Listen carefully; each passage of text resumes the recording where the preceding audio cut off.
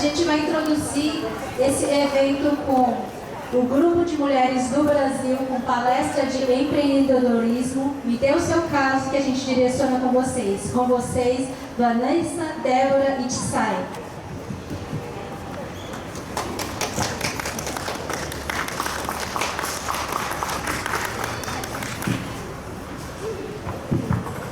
Obrigado, gente. Alô, alô, testando. Olá, bom dia, pessoal. Bom dia, muito obrigada para vocês que estão aqui. Como a gente vai falar de empreendedorismo, seria para as pessoas que estão hoje aqui participando, que tem várias barracas de artesanato, de comida, né? Então, assim, a gente passou uma enquete antes, né? Para exatamente a gente saber um pouquinho de qual é a necessidade de vocês, quais são as dúvidas, né? De que forma que vocês gostariam de estar levando o seu negócio para um outro patamar, né? Então eu quero agradecer a participação das pessoas que enviaram para a gente várias perguntas, né? E a gente...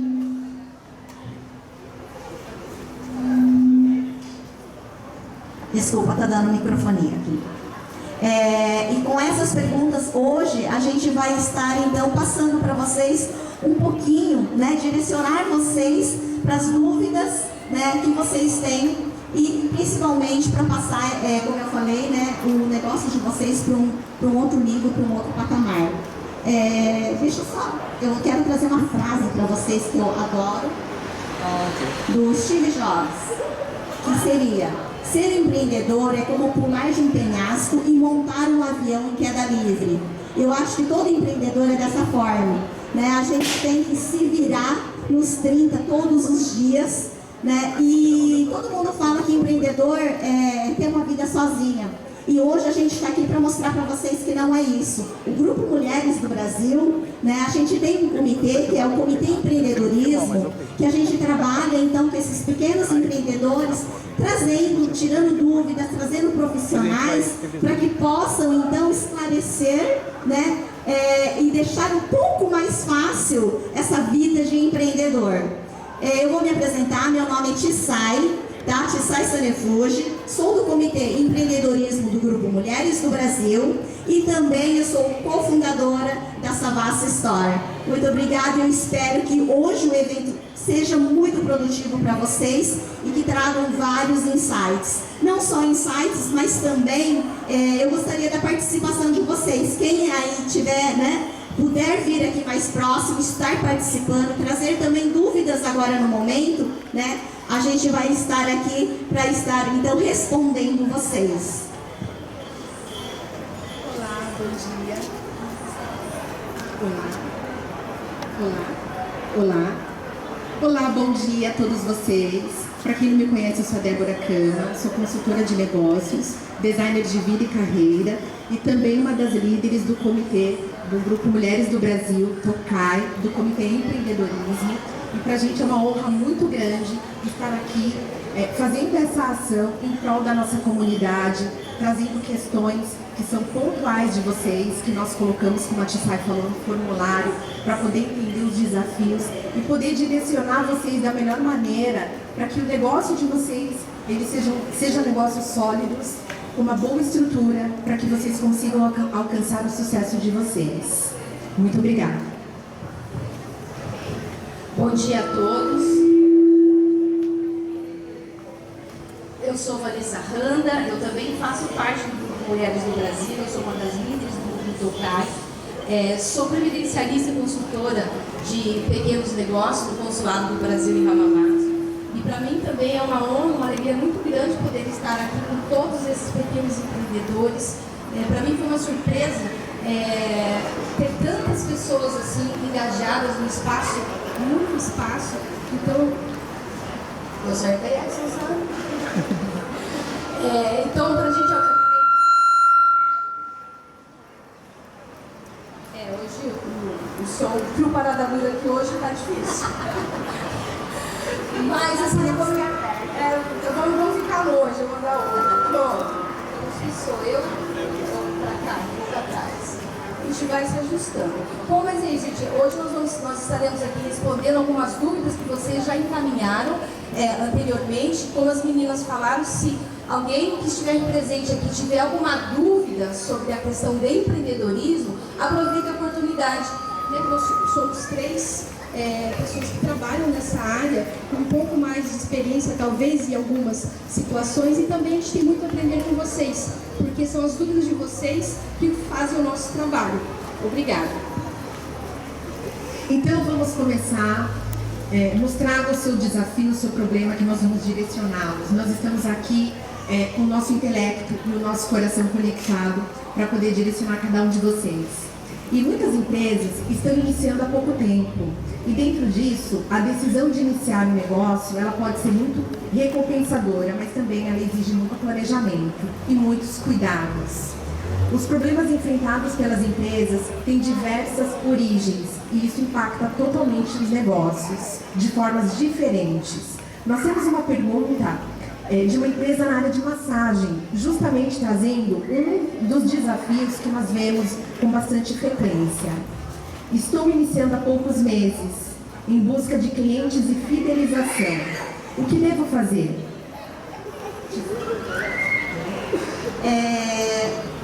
Buscar clientes logo no início é uma tarefa complicada, mas ao mesmo tempo fácil para as pessoas que conseguem ter uma conectividade com pessoas, né? Porque eu falo assim, a massagem, ela tem muito essa parte de contato.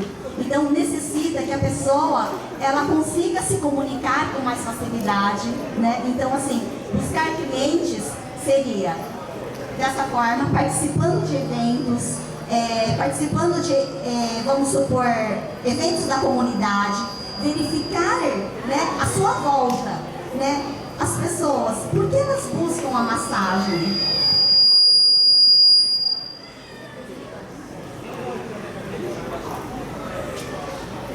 Então, alô? Ok? Nesses eventos, normalmente, elas vão, a pessoa pode se conectar com novos clientes e também, vamos supor, ela trabalhar com redes sociais. Eu falo assim, é mais fácil a gente fala assim, que tem um funil, se eu for explicar isso daqui, né? Nesse evento é um pouco mais complicado, mas eu falo assim, começar com as pessoas à sua volta, o seu carrossel, né, que a gente fala. Começar, então, divulgando o seu trabalho. Qual é o seu trabalho? E para essa pessoa, o que realmente, né, as pessoas buscam no massagista? Né? Qual é a dor daquela pessoa? Então, eu acredito que seja muito importante essa parte. Em questão, assim, fidelização, eu falo muito que as pessoas esquecem do pós-venda, né? Que a gente fala que isso cria uma fidelização muito grande dentro dos clientes. Que seria, vamos supor, você terminou o atendimento e você já não entra mais em contato com esse cliente, não fala mais com ele, por quê? Porque você já terminou ali. E o pós-venda não. O pós-venda você vai dar muita importância para aquilo que o cliente veio buscar com você. Então você vai se preocupar em entrar em contato com ele e ver se ele teve resultado, o que ele mais busca, né? Então eu falo assim, você sempre estar atento e escutar o que o seu cliente está pedindo, né? Então eu acho muito importante nessa busca de clientes. Primeira parte seria essa, tá? E lógico, as redes sociais, que é muito importante você ter uma rede social onde você pode divulgar o seu trabalho, né? E além disso, criar conteúdos quando você enxerga as dores das pessoas à sua volta, de que forma que a massagem iria ajudar, né? Então, essa seria, assim, um start para ela, então, começar a ter uma clientela. Obrigada, Sá. Eu vou fazer um comentário agora na parte mais burocrática, né? Que é a parte que eu mais estudo, que é a questão de legalização. Inclusive, para mim foi um aprendizado muito grande, que há 2 semanas atrás nós fizemos um ciclo de palestras no consulado, e o professor Jun, da Rashi Academy, que ele é especialista nessa área, trabalha nessa área, e ele trouxe muito conhecimento, muitas informações que para mim foram novidades, e eu queria replicar essas informações dele. Ele explicou o seguinte, que a questão da massagem no Japão, existem alguns tipos de massagens que precisam ser legalizadas, no caso o profissional, e tem outras massagens que não. Então, o que ele comentou com a gente, que quando for fazer a divulgação, se for para o público japonês, é tomar cuidado para não falar massagem. Qual é o seu tipo de serviço? Massagens. Porque massagem no Japão, na verdade, você precisa ter uma certificação reconhecida pelo governo japonês. Que você tem que prestar um exame nacional como massagista. Porém, existe a maioria das massagens que os brasileiros atuam, massagem corporal, massagem estética, essas não tem problema. Mas quando vocês forem divulgar no público japonês, nunca falar apenas massagem.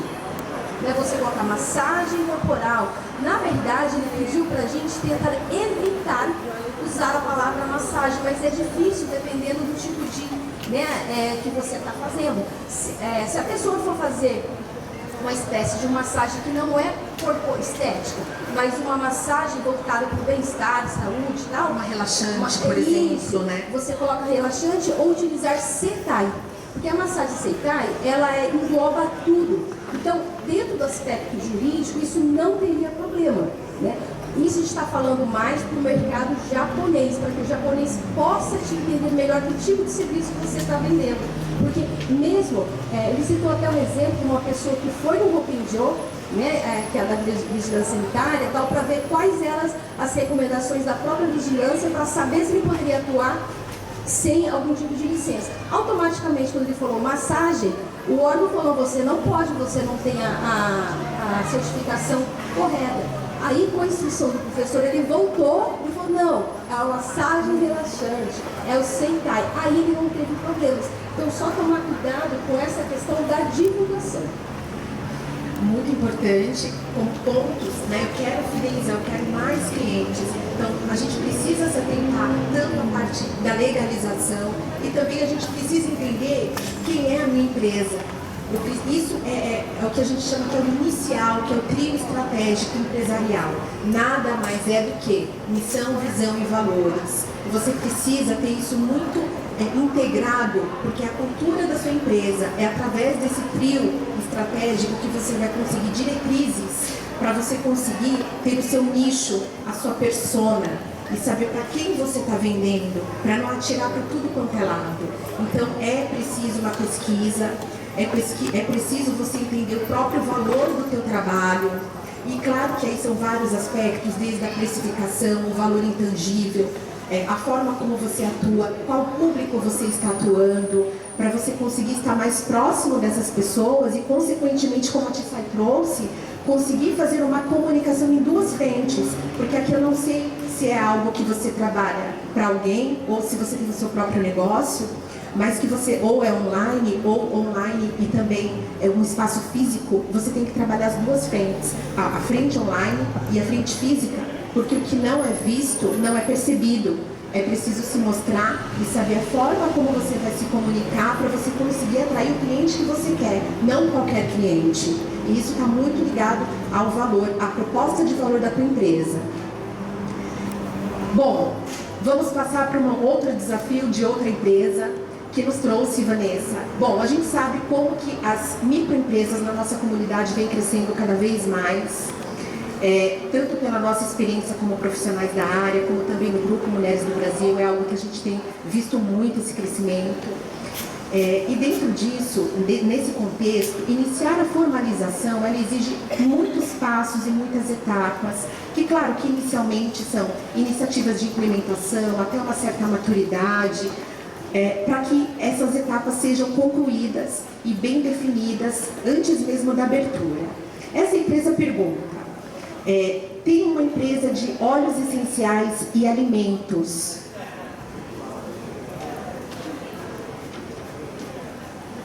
Quero tirar licenças e gostaria de saber como proceder, iniciando por alimentos e produtos feitos com óleos essenciais.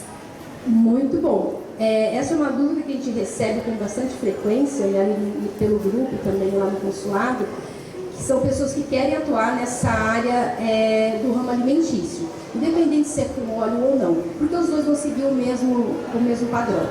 Para trabalhar com a parte do ramo alimentício, muito diferente do Brasil, aqui você tem que ter uma legalização, primeiro, da vigilância sanitária, do local onde você está produzindo esses produtos. Né? Então, infelizmente, não dá para falar, olha, você pode fazer na sua casa e vender que está tudo certinho. Infelizmente não dá. A gente sabe que a maioria das mulheres, não somente brasileiras, mas muitas japonesas começam a fazer esse tipo de atividade em casa.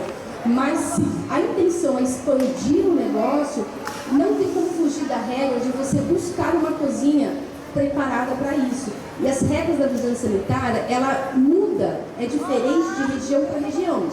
Né? Então, mas em linhas gerais, existe a licença para você trabalhar, por exemplo, como um restaurante, dentro desse restaurante ou o local, para produzir produtos salgados, produzir produtos doces, né? Para produzir produtos com leite, utilizando leite, então depende muito do insumo que você vai utilizar, o tipo de licença que você precisa obter. Então, eu quero dizer, Vanessa, então não tem como fazer isso?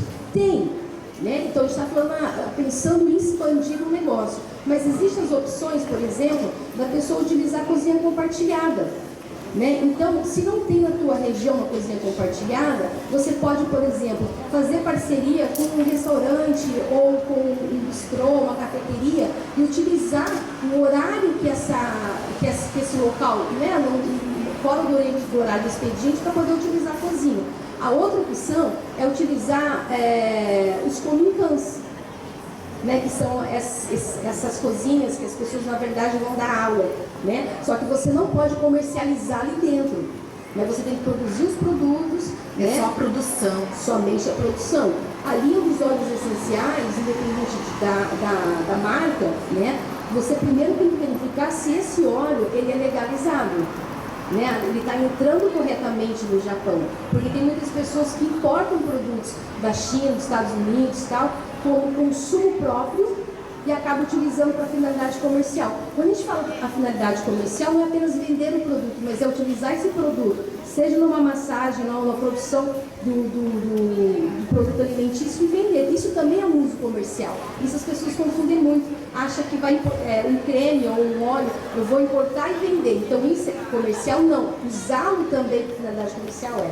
Outra questão muito importante, além do local, para você que está fazendo em casa, por favor, Vanessa, o que você falou eu já sei, mas eu não tenho condições de procurar um lugar desse nesse momento. Então, no mínimo, faça do local onde você produz, né, onde é a sua produção, como se fosse uma cozinha industrial. Ter tudo certinho, né, limpinho, com todos os cuidados, porque se uma pessoa que consumiu o seu produto vier a passar mal, você é 100% responsável por ela. Isso é muito sério. Sim. Então é muito importante para quem trabalha no ramo alimentício que faça um seguro.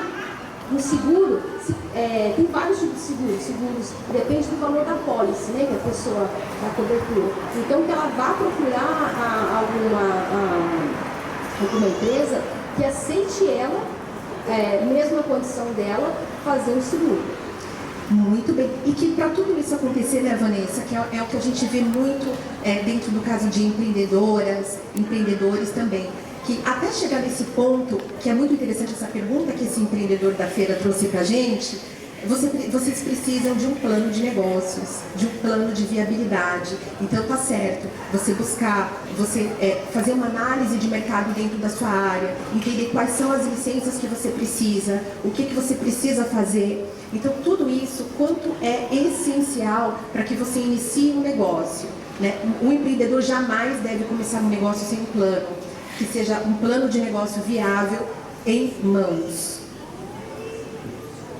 Essa parte de óleos essenciais que a Vanessa falou, eu acho muito importante. Deixa eu afastar mais um pouquinho. Porque muitas pessoas eu vejo utilizando, né, para massagem assim também, e deu alergia em uma pessoa. E essa pessoa foi para o médico, ficou, né, em estado mais assim, grave, ficou por um tempo tendo que fazer tratamento. E nesses casos, se a pessoa não sabe, né, igual a Vanessa explicou agora, que tem que ser verificado se é um produto, né, que é legalizado aqui no Japão, se tem um registro, né, tudo isso, se ela não verificar, olha a dor de cabeça que a pessoa vai ter. né? Porque a pessoa vira e mexe e fala assim, ah não, mas isso não vai dar nada, não vai acontecer comigo. Mas pode, e já teve vários casos assim, né? Porque de comida é mais comum, né, ter uma intoxicação alimentar, alguma coisa assim. Mas em questão óleos, as pessoas elas ficam seguras que não vai ter nada porque é externo, mas externo também tem, né? Porque eu já vi vários casos e acredito que seja muito importante esse cuidado, né, na hora de trabalhar então com produtos que realmente está dentro da legalização aqui no Japão. Só para complementar, usando o exemplo da Tsai, né, então vamos imaginar um cenário perfeito. A pessoa, a cliente foi, utilizou o produto e teve essa irritação que desencadeou esse tratamento médico. Do lado da empreendedora, no cenário perfeito, o que iria acontecer? A cliente, obviamente, entraria em contato, olha, passei mal, você vai ter que pagar os meus dias que eu fiquei parado no trabalho e uma indenização. Se essa pessoa, ela está registrada não, se essa é registrada como CODIN, primeiro, se ela tem o negócio dela realmente formalizado como um pequeno negócio, ela vai conseguir fazer, obviamente, antes, uma pólice, né, de seguro, então ela está certinho. A pessoa vem ligar para você. A primeira coisa que a empreendedora faz é entregar o cartão da seguradora para ela. Fale com a minha seguradora. A seguradora, por sua vez, vai entrar em contato com o fornecedor. Se esse produto entrou no Japão legalmente, a fornecedora, a empresa fornecedora, ela também tem responsabilidade, né? Porque ela é o papel dela verificar todas as questões Está legalizado. Então, existe essa cobertura, esse seguro para a empresa. Então, a empreendedora, por sua vez, ela ficaria tranquila, porque ela estaria atendendo às necessidades da sua cliente, por responsabilidade dela, mas financeiramente, a seguradora e a empresa fornecedora do produto que seriam os responsáveis. Então, vocês viram como nós temos que nos atentar com todas as legalizações, principalmente em abrir uma empresa, legalizar a empresa como CODIN. Isso é essencial, porque nós estamos falando em empreendedorismo, em crescimento. Não tem nenhuma empresa que cresce se ela não está legalizada. Então, esse pensamento ele tem que estar constante, mas claro que dentro de uma maturidade e dentro de estudos de mercado, para que vocês consigam dar um passo de uma forma bem assertiva. Bom, uma empresa de alimento deixa um depoimento de aprendizado. E eu achei muito interessante trazer para vocês. É uma empresa daqui da feira, porque eu acredito que nós acessamos as nossas próprias histórias como empreendedores através das histórias dos outros e nós podemos aprender muito com essas histórias também. Então eu vou ler aqui para vocês. Sobre a cultura japonesa. Muitas vezes achamos que, por nosso produto ser bom, o mercado japonês vai querer. E muitas vezes não é questão de qualidade, de preço ou oferta, simplesmente é a cultura que não conhecemos bem. Um exemplo. Certa vez eu queria muito abrir uma portinha perto de uma estação, porque o fluxo de pessoas era muito grande. Vender café de qualidade na parte da manhã para o pessoal que vai trabalhar, até mesmo com pão de queijo. Quem não gostaria? Mas eu descobri que japonês ama café, gosta de pão de queijo, mas não come e nem bebe andando, salvo algumas exceções. A maioria não faz. No trem não se come nem se bebe. Eu aprendi que no negócio nunca devemos tentar mudar o rumo do rio, mas conhecer e aproveitar a correnteza. Eu achei muito interessante o que esse empreendedor trouxe para nós, porque o que ele mostra? Ele mostra que a gente precisa conhecer a cultura. Nós precisamos estar dentro da cultura e entender o quê? O mercado. E eu entendo o mercado como? Não é por achismo e não é por deduzismo. Nós precisamos buscar pesquisas de mercados, que nós temos várias pesquisas de mercados que elas fornecem, tem até públicas, que fornecem várias informações, como por exemplo o Chushou Kigosha, que tem muitas informações, é uma agência de empreendedorismo e ela pode trazer várias informações sobre o comportamento do consumidor. Você pode ter o melhor produto, mas se você estiver no lugar errado, não vai funcionar. Então, o quanto é importante, porque dentro dessas estatísticas, que elas são estatísticas analíticas e de ciências e políticas sociais, elas vão trazer para você um direcionamento e um respaldo se você está numa localização certa ou não. Certa vez eu tive um cliente do Brasil que ele abriu um restaurante pequeno, japonês, em uma periferia. O que aconteceu? Não sobreviveu. Por quê? Porque aquele público não era o público que consumia comida japonesa. Era um produto bom, de ótima qualidade, só que ele não fez essa pesquisa de mercado. Quando a gente fala em inserir o nosso produto em algum lugar, nós precisamos conhecer a cultura e precisamos ter essa pesquisa de mercado em mãos. Qual o comportamento do consumidor? O que mudou? Já mudou tantas coisas se a gente for pensar 30 anos atrás, há 10 anos atrás, depois dessa pandemia, como que mudou o comportamento do consumidor. Então a gente precisa estar atento, porque de ideias maravilhosas todo mundo está cheio, mas a gente precisa ter uma viabilidade que nos fundamenta para que a gente consiga seguir uma direção correta para o nosso negócio. Complementar, bom, só para perfeito seu complemento com a fala, né, do coletivo empreendedor. Uma coisa que a gente percebe muito, que as pessoas se confundem com inovação. Né? Então, de repente, esse rapaz da periferia falou assim: nossa, eu vou fazer uma coisa inovadora para esse mercado aqui. Você é o único, você é o único dessa região. Isso não é inovação. Né? Inovação é quando você traz algo diferente para aquela pessoa, quando você já fez o estudo do mercado. Então você sabe que aquela pessoa vai entender uma demanda de uma maneira diferente. Ou pode até ser você criar uma demanda, porque tem isso também. Às vezes seu cliente nem sabe que ele precisa, você faz ele acreditar que ele precisa, só que tem que fazer a pesquisa de mercado. E ela tem que ser tanto macro, que é onde a gente analisa a política, a economia, quanto a micro, que são os concorrentes, os consumidores, o comportamento desse consumidor. Não é o que eu acho, o que eu gosto, o que eu acredito. Muitas vezes as pessoas confundem: eu amo esse produto, então eu vou vender por isso. Não é assim que funciona. A gente precisa entender porque a gente vai vender para quem esse produto. Essas pessoas vão querer esse produto, né? Então a gente precisa ter isso muito analisado para a gente poder tomar uma decisão tão séria, porque senão nós acabamos levando a nossa empresa para falência. Quer dizer, ela nem nasce, né? Só para complementar, realmente essa pesquisa de mercado, ela é muito importante. Eu vou contar um caso que eu tive dentro da minha loja, que eu fiquei assim. Eu sempre quis trabalhar muito com jeans, porque eu falei assim: nossa, o jeans todo mundo usa. Mas quando eu fui conversar com o japonês, né, e a gente, as mulheres, né, brasileiras, gostam daquele que até empina o bumbum. E eu perguntei para a japonesa: mas por que o de vocês, a calça, não serve em nós? Porque deixa ela achatada. E a japonesa me respondeu simplesmente: porque essa é a intenção.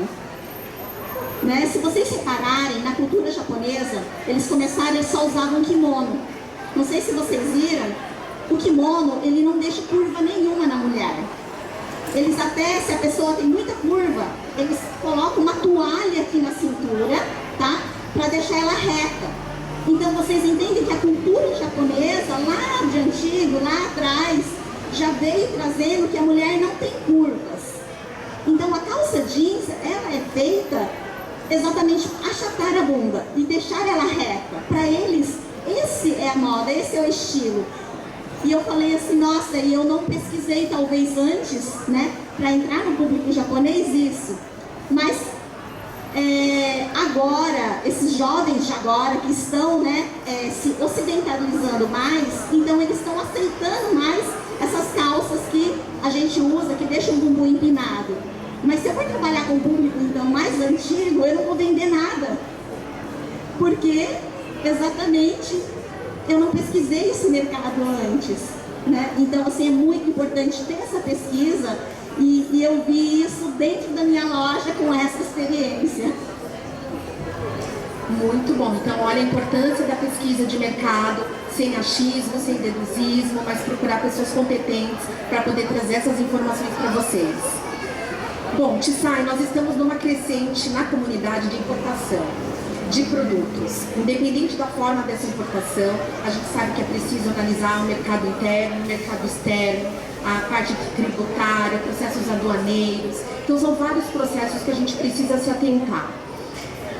Dentro da sua experiência, Como que você poderia orientar uma empresa da área de artesanato que gostaria de um direcionamento? Olha, na parte de importação, o que eu posso passar para vocês, depois eu vou, essa pessoa que deu a pergunta, se quiser depois me procurar, eu posso estar direcionando ela para um profissional, tá?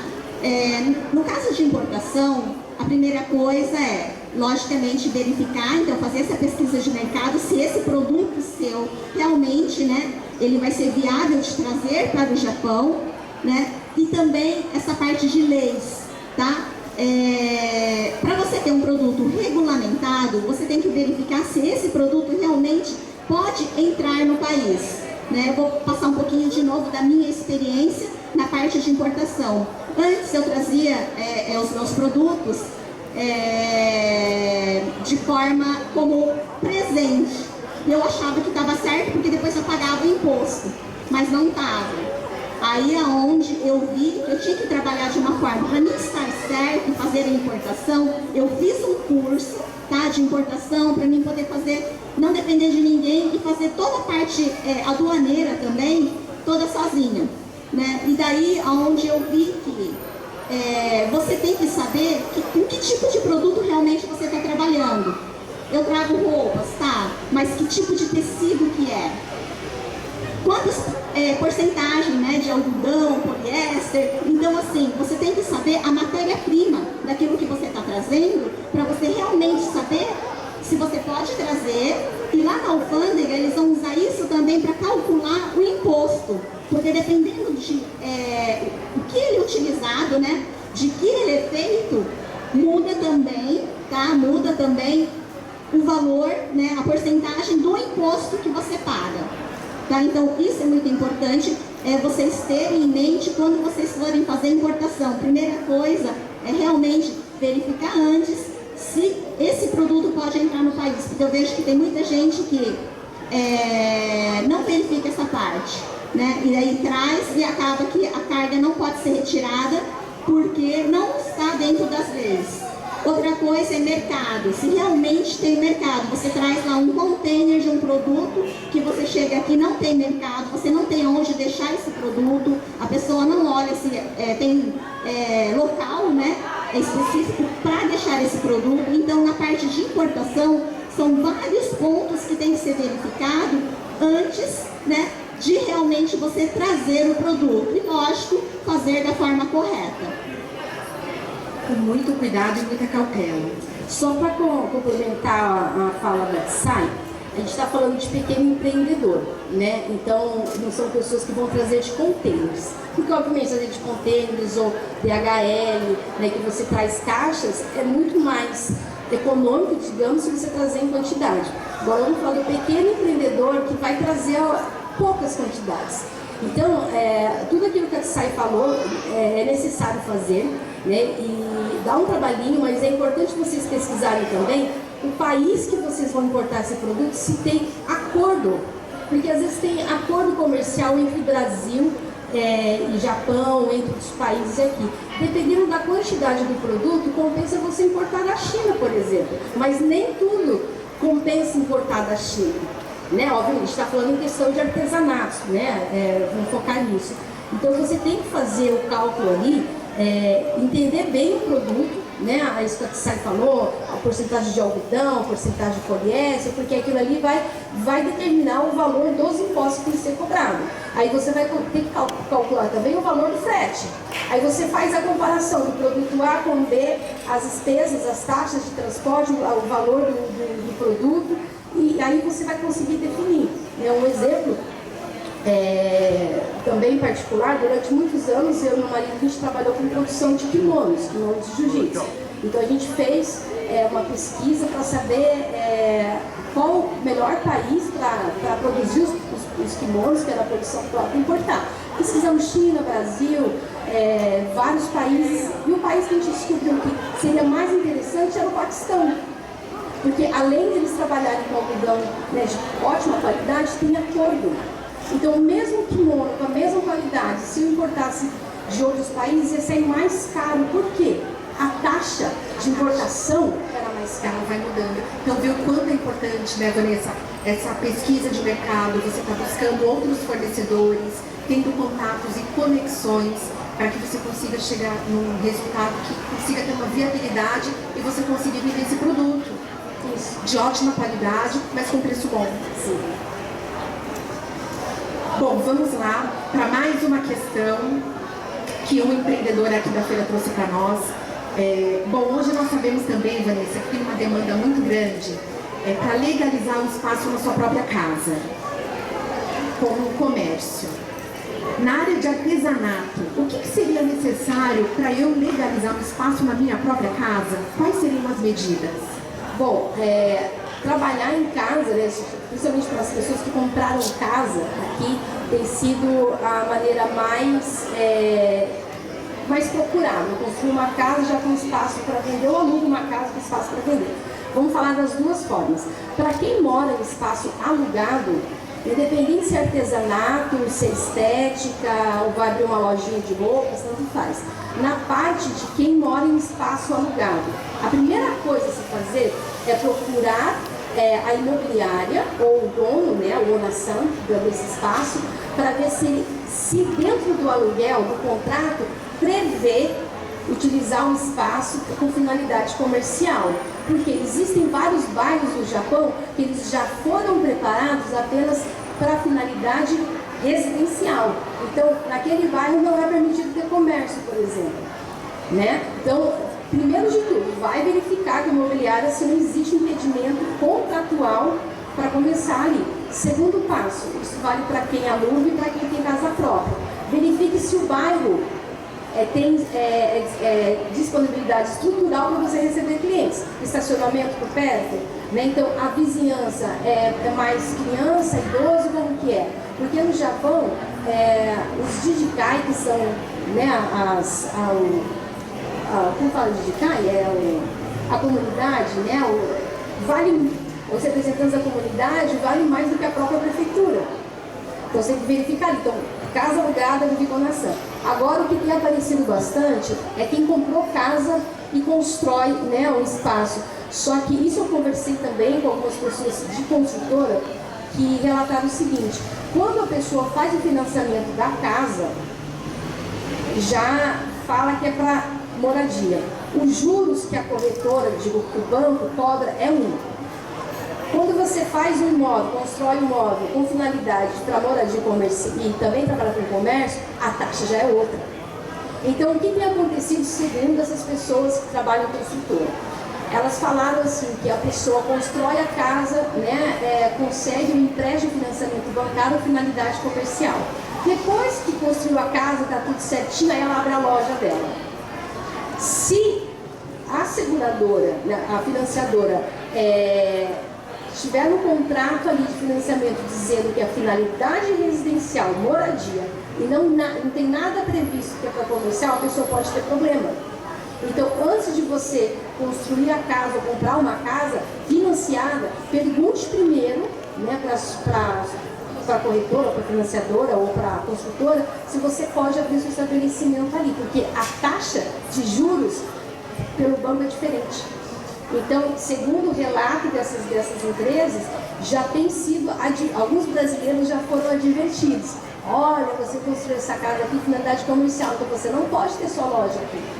Advertido. Na próxima, já era, no caso, o banco já teria argumento até para fazer essa chossaria, confiscar a casa, quebra de contrato. Então tem que ter esse cuidado. Então, olha a empresa. Então, preste atenção aqui, anote o que nós estamos falando, que é tão importante para que você não corra risco aí de ter problemas, né, sem necessidade. Vamos agora a mais uma pergunta, me dê seu caso, que direcionamos você. Como convencer o meu cliente que o meu produto tem qualidade e, por isso, ele tem um preço bem diferenciado das demais artesãs e que o preço estabelecido vale cada centavo? Tudo é feito com qualidade e um acabamento impecável. A minha área de atuação é artesanato e enxoval. Tá, bom, vamos lá. Primeiro, o que a gente precisa entender? Que você não vende enxoval. Você vende conexão com a família, em comunhão. você vende bem-estar, você vende beleza. Então, esses valores intangíveis, eles precisam ser comunicados. Como que você está comunicando isso? Quando nós falamos de valor e de posicionamento do nosso produto, não é o valor do preço, mas é o intangível que as pessoas não veem, mas eles refletem os sentimentos que vocês fazem a pessoa sentir quando ela tem acesso ao seu produto. Então eu preciso pensar como que eu estou comunicando esse produto, qual dor, qual necessidade que eu estou atendendo com o meu produto. Pelo que você escreveu aqui, você tem muito amor pelo seu trabalho, e você, muitas pessoas do grupo empreendedorismo das mulheres têm essa dúvida do valor. Então a gente tem que pensar que existem várias formas da gente passar essa comunicação, contando histórias, o seu processo criativo. Se você é uma artesã que usa, por exemplo, materiais sustentáveis, então isso vai agregar valor. Se você tem pessoas que adquiriram o seu produto e é uma prova social, as pessoas verem essas pessoas comprando, né? Eu educar o meu público para que ele compreenda o valor, porque se o público não chegou ao valor do seu produto ainda, é porque não foi comunicado, que foi o que eu disse lá na pergunta no início. Aquilo que não é visto, eu não consigo colocar um valor, eu não vejo um valor percebido naquilo. A gente pode trabalhar uma comunicação estratégica, é o que a gente fala em consultoria de empresas. Um projeto de comunicação estratégica, onde eu consiga alinhar a minha comunicação com o meu produto, para que eu consiga comunicar na esfera online e também na frente offline, caso seja uma empresa física. A comunicação ela tem que ser a mesma e integrada. Então é esse valor que não importa o preço em termos monetários que você coloque no seu produto. Se você conseguir transpor tudo que tem dentro de você, o amor no seu trabalho, o seu processo de criação, as histórias, como que você faz as compras, que todos os produtos que você utiliza é de extrema qualidade, ele não vai perguntar de preço, porque ele já vai comprar pelo valor intangível. Perfeito, Débora. Essa questão, a gente estava até conversando essa semana, né, sobre a questão de precificação, né, dos produtos, como faz. A gente está programando um workshop, uma palestra, né, para tratar só disso aí, é muito bacana. E é o que a Débora, né, só complementando um pouquinho, hoje em dia, Clara, eu uso produtos de qualidade, meu produto é de qualidade. Nos dias de hoje, isso é o padrão, é o mínimo. Ninguém sobrevive em qualquer área se você não tiver um produto ou um serviço de qualidade. Hoje, praticamente, os produtos são quase que iguais. Às vezes a gente compra o mesmo produto no mesmo fornecedor, né? É tudo igual. O que diferencia o seu negócio do outro? É o amor, é o valor que você coloca ali nele, né? Então é muito importante isso que a Débora falou. Eu estou conseguindo transmitir de fato o que o meu produto está oferecendo para você, meu produto ou serviço, como o seu produto vai impactar a vida daquela pessoa. Né? Então, tem até a história de uma empreendedora que eu atendi, foi fantástico, ela também trabalha com artesanato, e ela começou a fazer crochê, tricô, né, para vender e tal, e ela, junto com algumas japonesas, elas começaram a produzir voluntariamente peças específicas para idosos, porque os idosos, por exemplo, queriam ter tapetes, essas coisas, mas é escorregadio. O que elas criaram? Elas criaram aquele antiderrapante, de tricô, crochê, mas colocaram antiderrapante. Para quê? Já pensando no idoso, porque quer ter aquilo ali, se derrapar, não vai ter risco. Cuidado com ele. Isso também serve para quem tem criança. Que nem eu tenho criança em casa, eu adoro tapetes, mas vira e mexe, o meu filho está caindo. Sabe? Então, assim, ter essa sensibilidade de criar algo que vai realmente transformar a vida do outro. Exatamente, perfeito a sua colocação. E isso está muito ligado à missão, visão e valores da empresa. Por quê? Qual a minha missão? Por que eu estou empreendendo? Isso a gente tem que estar se perguntando sempre, né? Eu estou empreendendo por quê? Eu estou seguindo essa carreira empreendedora para quê? Qual a finalidade? Venda por venda, você vai ser mais um, igual commodities, e não vai ter um diferencial. O que está por trás? Qual é o seu propósito? O seu propósito maior que vem de acordo com o que você disse ali. O que eu estou entregando? Eu estou transformando como a vida das pessoas com o trabalho ou com o serviço que eu estou oferecendo. Então isso é muito importante, vocês terem essa resposta na ponta da língua. Mais uma questão. Vamos lá. Bom, alcançar clientes de outras nacionalidades requer estratégias de marketing diferenciada, estudo de mercado, que é o que a gente já falou aqui, né, Tsai, comunicações específicas, para atender aquela audiência específica e uma audiência nacional, se falando de japoneses. Que orientações essa empresa de moda pode seguir para expandir sua base de clientes além das fronteiras da nossa comunidade? Bom, eu vou contar um pouquinho da minha experiência. Eu já falei, né, do jeans, né, o que aconteceu. Eu já sei que meu público-alvo para o japonês, mais ou menos a faixa etária, né, eu já sei que eu vou ter que trabalhar nessa parte. Mas assim, para você poder trabalhar com clientes japoneses ou estrangeiros, né, de forma geral, primeira coisa, você tem que conhecer a cultura, né, as pessoas, e como elas se vestem. Que tipo de roupa? Porque vamos supor, se fosse para brasileiro, peruano, americano, uma blusinha de alcinha, é incrível.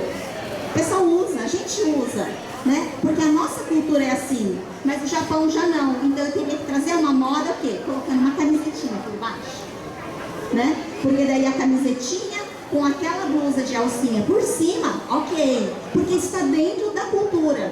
E muitas pessoas, elas erram porque ela quer levar na marra, né, a cultura brasileira para aquele país. Mas é mais difícil, você tem que primeiro conquistar. Você tem que mostrar o que o seu produto tem, né, que pode, então, valorizar ainda mais a cultura japonesa, né, trazer esse diferencial, porque então é você trazer o seu produto para dentro da cultura japonesa e não você pegar e fazer com que não se importe com esse outro lado que é o seu cliente e faça do seu jeito, você não vai conseguir alcançar o seu cliente. Então, uma das coisas que hoje, né, eu trabalho também dentro da minha própria loja é essa parte de você entender um pouco mais a cultura para que daí você possa agregar o seu produto para dentro, né, da comunidade japonesa e outras, então, mesmo filipino, né, que aqui no Japão tem muito filipino, vietnamita, né, então, de que forma que eles se vestem? Fazer uma pesquisa, né, o que o seu produto traria, né, de conforto e também de que forma que essa pessoa poderia estar usando. Então, eu acho que é muito importante você trazer as dores dos seus clientes e juntar com a cultura daquele país e de que forma que o seu produto, então, vai sanar isso daí. É uma das coisas. E, lógico, ter as mídias sociais na linguagem, né? Então, vamos supor, se é para o Japão, então, ter em japonês também, né? Participar de eventos que, então, tenham japoneses, ou se é para filipinos, então, de eventos filipinos, você ir entrando. Se você não consegue levar o seu produto para esses locais, mas você estar lá presente para você ver. Eu participo de vários eventos aqui no Japão, não como, vamos supor, ter um stand, mas assim, eu participo para exatamente verificar de que forma que eu posso estar trazendo depois o meu produto para dentro daquele local, né? Então, primeiro é muita pesquisa, é muito você conhecer realmente de que forma que o seu produto vai ter esse diferencial dentro, né, da comunidade que você quer entrar. E também trazendo mais um complemento com a resposta da Tsai, essa comunicação. Cada público se comunica de uma forma diferente e a gente precisa saber a forma de marketing para cada nicho que eu vou trabalhar, porque é diferenciada. Então é muito importante se atentar a todos esses detalhes que fazem total diferença. E o networking, quanto é importante você sair para a arena da vida. Você precisa ir para esses lugares onde estão esses clientes que você quer, né? Independente da nacionalidade, para você criar conexões, né? Networking é muito importante para você estar criando esse vínculo e de repente conhecendo alguém que você tem aí a resposta de um caminho para você entrar em eventos, para você conseguir colocar o seu produto, mas sempre pensando dentro de um projeto que tenha começo, meio e fim. Então eu vou começar um projeto agora para fidelizar e aumentar meu público. Eu preciso ter um projeto validado, para que eu consiga seguir essas diretrizes e de fato alcançar esse público. É verdade. O que as meninas falaram é principalmente repetitiva, né? Falando planejamento, pesquisa de mercado, mas é uma coisa inevitável para quem quer expandir. Então, porque existem empreendedoras que têm o próprio negócio apenas como uma renda complementar. Então, ela não pensa em ter muitos esforços que para ela acabou e está tudo certo. Então, primeira coisa antes de empreender, a pessoa tem que ter esse pensamento. Eu vou começar um negócio apenas com uma renda complementar. E está tudo bem. Agora, a pessoa que começa, não, eu comecei, gostei, quero expandir. Aí tem que fazer todos esses processos que as meninas falaram. E também, eu comentei algumas vezes. Como estratégia, por exemplo, para qualquer negócio que está no mercado japonês, né? Então, como as meninas, eu também participo de muitas feiras ou muitas palestras para poder aprender, né? Palestras japonesas, inclusive.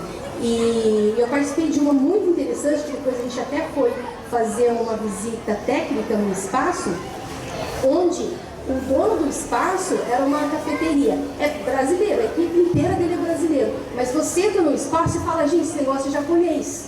O espaço, a dinâmica de trabalho deles, a decoração é assim. Você não fala que é um espaço brasileiro, mas todos eram brasileiros atendendo. A excelência, um pão de queijo que a gente compra, um pacote por 2.000 ienes, ele vendia um por 300 ienes.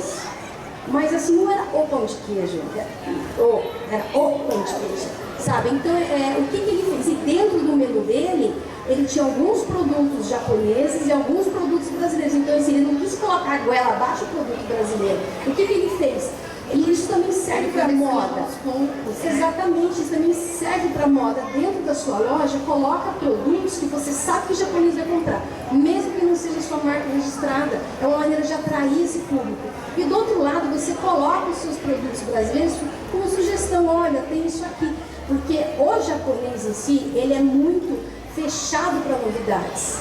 Então, a não ser que você queira concorrer com o Uniqlo, aí é outra coisa. Né? Agora, tudo que é diferente, os japoneses eles vão, primeiro, por curiosidade e por indicação. Só que ele não entra num ambiente que ele não se sente seguro. Então, se você cria um espaço que seja uma loja virtual, com cara de japonês, ele vai entrar. E ali dentro ele vai fuçar e vai achar um produto seu. Isso é uma estratégia para entrar no mercado japonês. Só que assim, uma vez que você fez dessa forma, o mercado brasileiro, a comunidade brasileira, os filipinos, seja o que for, vai entrar, porque nós estamos acostumados com o atendimento japonês. Muito bom, muito boa colocação, Vanessa. E é essa linha mesmo, que é o que a gente vê muito, essas dúvidas das mulheres.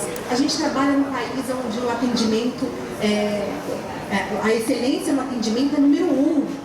Então, assim, vem muitos americanos, pessoas de outras nacionalidades, só para esse tema de atendimento ao cliente. E nós estamos aqui, né? E por que não aproveitar, claro, a expectativa de você colocar o seu produto na excelência, assim, não tem como dar jeitinho, não é qualquer coisa.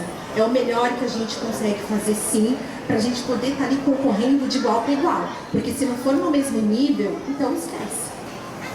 E como a Vanessa disse, se é para expandir, onde eu quero chegar? Eu tenho que ter essa resposta também. Aonde a minha empresa quer chegar? Daqui 2 anos, daqui 3 anos, daqui 5 anos? Porque dentro disso eu traço um planejamento com ações para que eu consiga chegar nesses 5 anos, que seja nesses 2 anos, dentro dessa visão que eu tenho como empresa. Como é tão importante essas questões. Tudo bem? Vamos para mais uma questão. Eu acho que a gente já até falou dela aqui, mas talvez um complemento, Vanessa. Bom, a gente vê que tem vários massoterapeutas que eles estão começando devagar, atendem domicílios, alguns como empregados, para adquirir uma certa maturidade e depois querer abrir o seu espaço. Mas para abrir esse espaço no segmento de massagem, como que você pode direcionar essa pessoa? Bom, a gente já falou, né, logo no início sobre isso, eu só vou complementar porque a massagem, né, como eu disse, existem algumas áreas mais específicas que precisam, né, de ser um profissional habilitado aqui, prestar um exame nacional, mas a maioria que os brasileiros atuam não. Né? Então, a regra para você trabalhar com isso é igual para todas as áreas, né, que não necessitam de uma licença específica. Pode trabalhar em casa, considerando a questão que a gente falou anteriormente. Né? Então, o ideal é que qualquer pessoa que começa a empreender, ela tenha no mínimo o registro, a formalização junto à Receita, que é fazer a abertura do, a gente fala abertura do Coding Indigo, né, que é trabalhar com o autônomo, porque a partir do momento que você consegue ligar, formalizar atividade autônoma aqui no Japão, você passa a ser reconhecido como um negócio, porque se você não formaliza, ninguém sabe que você existe para o governo, né? Ninguém sabe que você existe para um banco que você quer financiamento. A seguradora não sabe que você existe também. Então, o primeiro passo para qualquer área é regularizar a atividade comercial. Você vai adquirir esse documento, com esse documento aí você vai no banco, né, fazer a abertura da conta, você vai procurar uma seguradora para fazer os seguros para o teu negócio, porque na massagem também corre o risco de você fazer massagem alguém, a pessoa falar que ficou pior e querer te processar. Às vezes o cara já tinha problema no joelho e fala, minha filha, você estragou com a minha vida.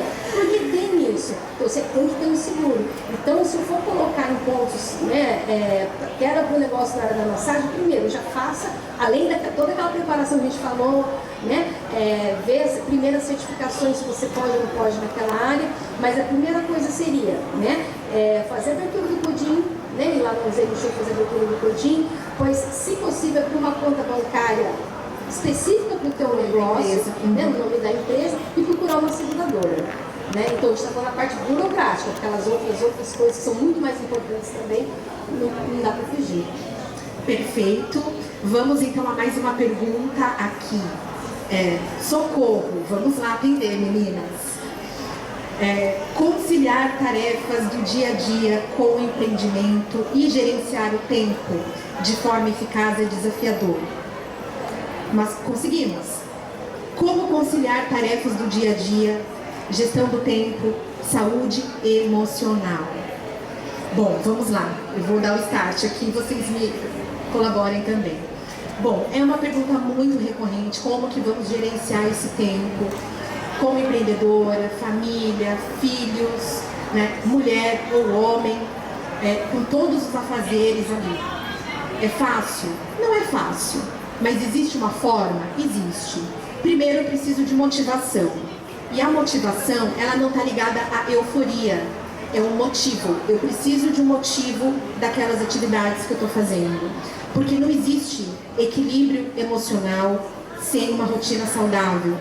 Se a sua rotina ela não está saudável, é porque, com certeza, você planejou ela de forma errada. As pessoas já têm uma noção de rotina com aquele peso, não tem? Aquele peso de que é algo pessimista ou algo que sacrifica demais, aquela coisa pesada, e não é. Se está sendo, é porque a sua rotina não está sendo feita da forma correta. A gente precisa criar uma rotina saudável. Primeiro, eu preciso ter o quê? O motivo para as coisas que eu faço. Segundo, disciplina. Não adianta. A disciplina, ela é libertadora. Com isso, eu vou fazer o quê? Criar agenda. Eu não acredito que existe alguém que não use agenda. Vocês acreditam? Eu queria acreditar que não, mas existe. Tem que ter uma agenda, tem que ter um cronograma diário e semanal, com horários para começar, com horários para terminar. A diferença é com atividades que vocês vão priorizar. Eu preciso determinar dentro do meu dia, eu tenho horário para o meu trabalho, para a minha família, para os afazeres de casa, ainda tenho outra empresa, tenho a empresa do meu marido, tenho filha e ainda tenho o meu autocuidado, que o autocuidado a gente precisa tratar todos os dias.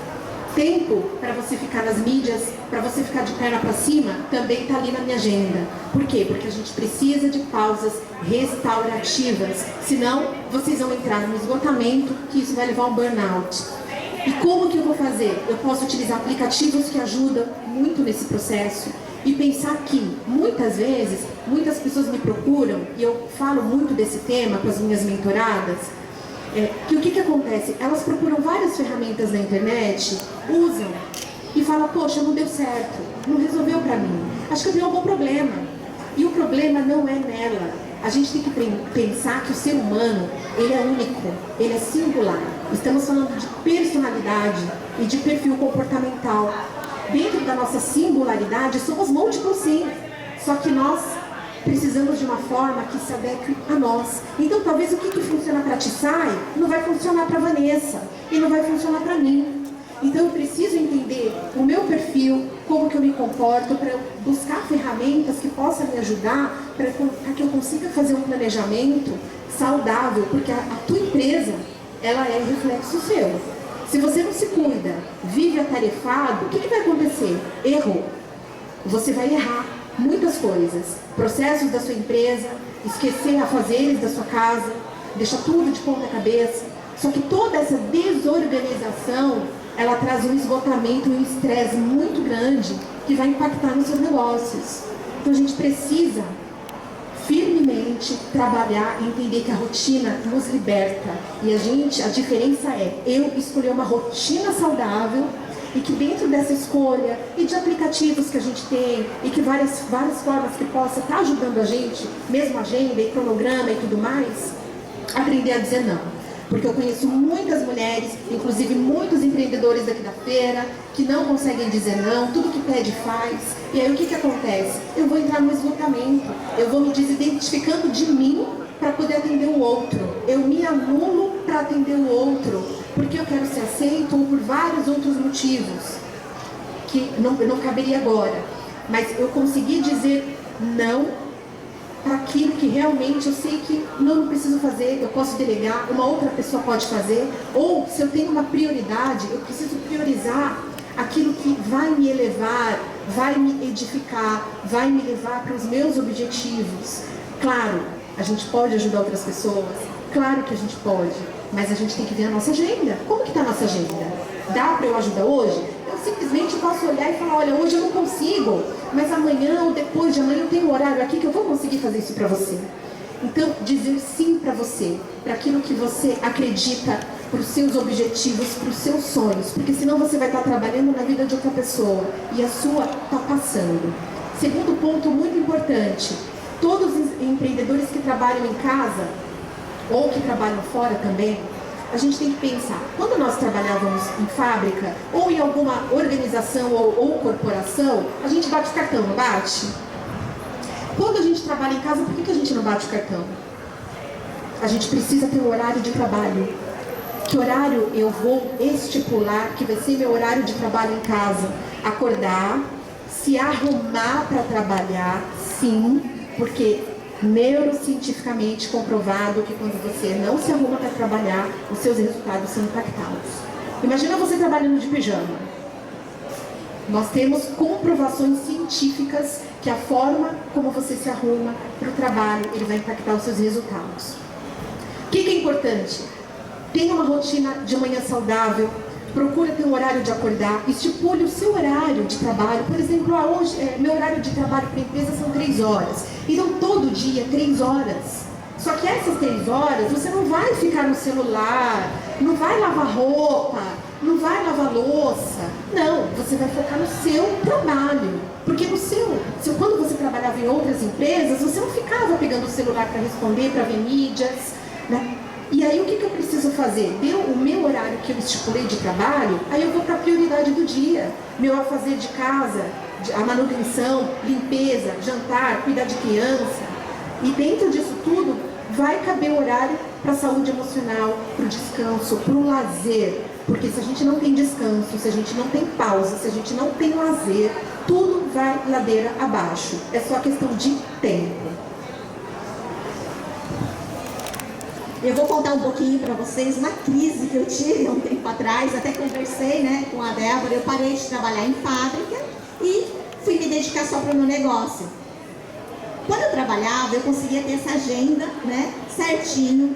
Eu conseguia chegar no horário, sair no horário e cumprir com aquilo que eu tinha que fazer durante o dia. Mas quando eu parei de trabalhar, mesmo eu fazendo a agenda, eu não conseguia fazer as coisas. Por quê? A gente trabalha, vamos supor, eu já tenho quase 20 anos trabalhando dentro de fábrica. O que acontece? Você está preso naquele sistema. E a sua cabeça, por mais que você faça aquela agenda, dentro de mim, isso não conectava. Ela falava assim, não, mas você está em casa.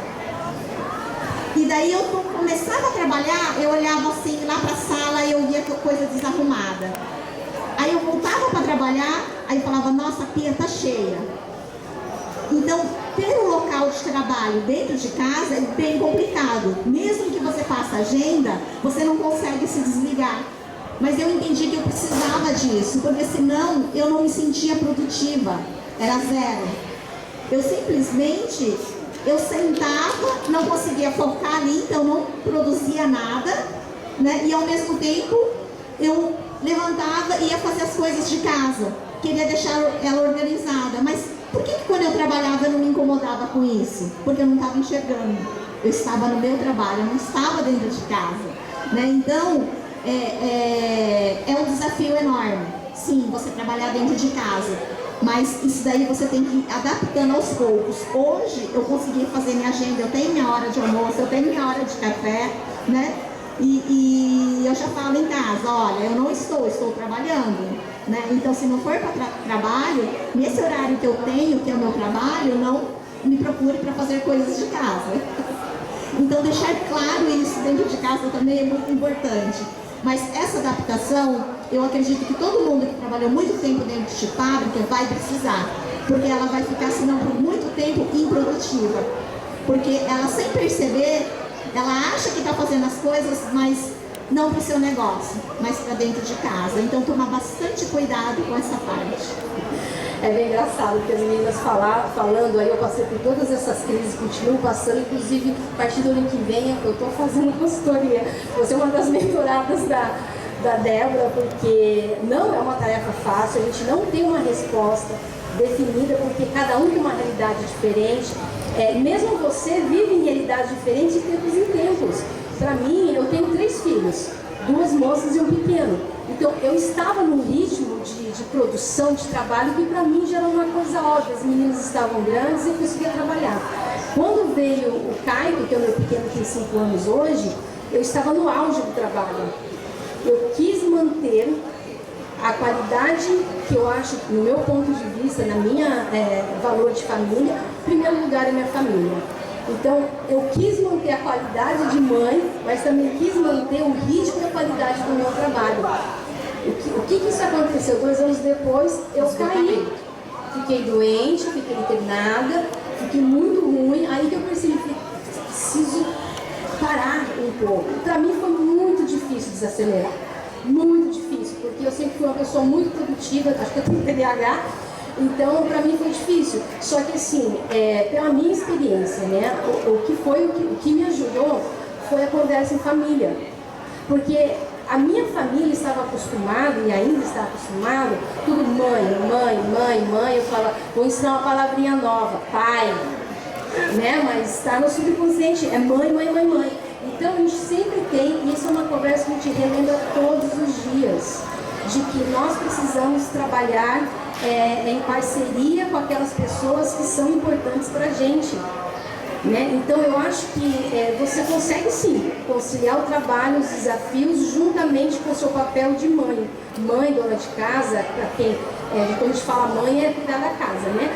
Mas eu acho que o ponto principal é você deixar sempre muito bem claro o que você está sentindo, o que você está passando para aquelas pessoas que convivem com você diariamente. O que você precisa, o que você precisa. Até mesmo para poder delegar tarefas. Exatamente. O que cada um em casa pode colaborar, porque é o sonho, é o teu sonho, que é o sonho deles também. Você está fazendo para eles.